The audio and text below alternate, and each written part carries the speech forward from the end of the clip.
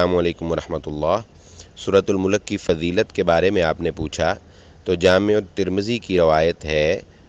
حدیث نمبر 2891، حضرت ابو ہریرہ رضی اللہ تعالیٰ عنہ فرماتے ہیں کہ نبی صلی اللہ علیہ وآلہ وسلم نے ارشاد فرمایا، قرآن مجید میں ایک ایسی سورہ ہے جس کی 30 آیات ہیں،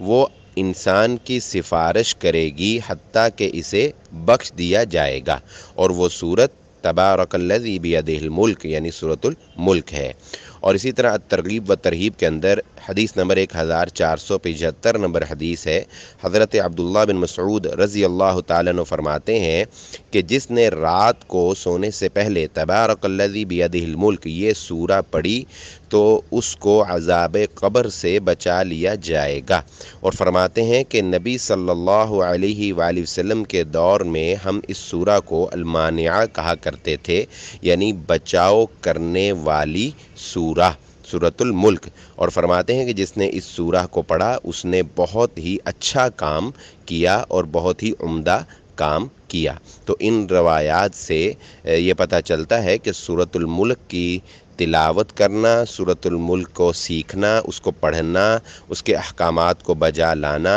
اور رات کو سونے سے پہلے معمول بنانا اس کو پڑھنے کا، یہ انسان کے لیے باعث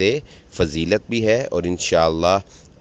برزخ میں یعنی قبر میں بھی اور آخرت میں بھی اس کے لیے بخشش کا سامان کرنے والی ہے۔ واللہ اعلم۔